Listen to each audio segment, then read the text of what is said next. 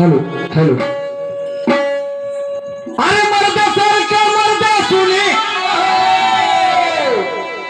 कशी भरली तुला रे धडकी.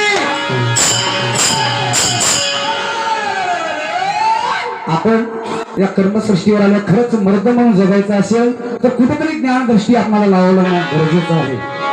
म्हणून कवी कथा काय म्हणतो पदाच्या द्वारे, अरे मर्दा सारखा मर्दा सुने कशी भरली तुला रे धडकी.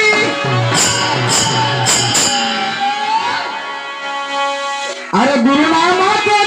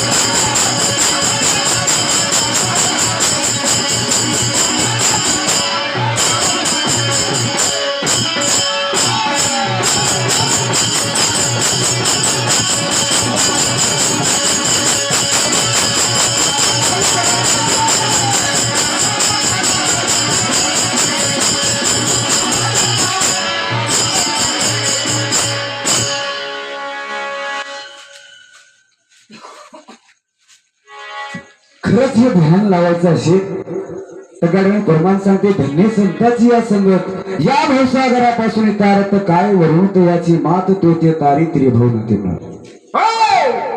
आपणाला खरंच आपल्या बुद्धीला जर झेपत नसेल तर कुठला तरी आउटसाइड मार्ग काढून पडणं बरोबर नाही. विषयाची मांडणी करत असताना जे प्रमाण ठेवलेलं आहे तुमच्या समोर, जे विषय ठेवलेला आहे त्या विषयाला तुम्हाला खोल फिटिंग जमते काय बघा. जर जमत नसेल तर तुमचं म्हणणं कसं आहे, अर्थ सोडून धर्मच का, धर्म घेतल्याशिवाय अर्थ होऊ शकत नाही. मला सांगा, दानाहीन धर्म म्हणलंय, क्रियाहीन कर्म म्हणलंय. धर्म तर हे धर्माची व्याख्या बाजूला राहिली. ज्या माणसानं अगोदर पेरणी केलं त्या आपणाला त्या विषयाला आपल्याला बदलबाद न देता त्या विषयावर चिंतन करायचं असेल तर सुटसुटीत आपल्याकडून प्रमाण आलं पाहिजे. मला काय वाटतं लय गमत कशी आहे, एका मालकाने काय केलं, वेळ पडेल एका मालकाने काय केलं, 10 गुंठे भुईमुग पेरले. काय केलं, 10 गुंठे भुईमुग पेरले. आता उभं घरी खाण्याकरता म्हणा, काही बाई खावं, काही बाई तेल काढावं, त्याचं काही बाई उरले केलं ते काही कर. 10 गुंठे भुईमुग पेरले. 10 गुंठे भुईमुग पेरल्यावर शेंगा काढायला आल्या आणि शेंगा काढायला बाया किती लाव, बाया लावलं 80. बाया भुईमुग काढायला 80 लावलं.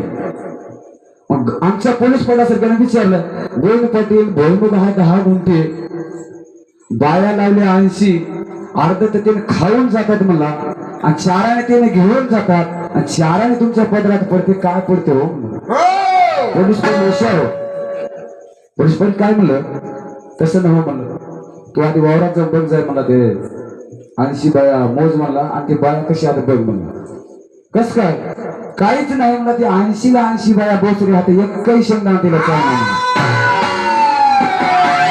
त्या बाळेला एकही शेंगदाणा चावला म्हणजे एक शेम सुद्धा वाया जाईल ना.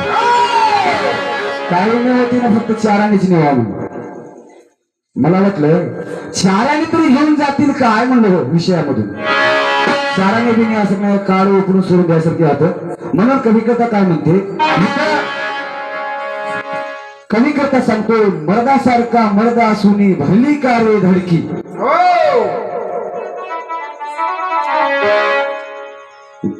गुरुनामाचं ध्यान मानसा लाव जरासं एकी. ध्यान लावून जर काम केलं तुम्हाला सांगतो सतपथ बुद्धीनं निश्चित तुमचा कुठलं तरी कर्तार्थ होती.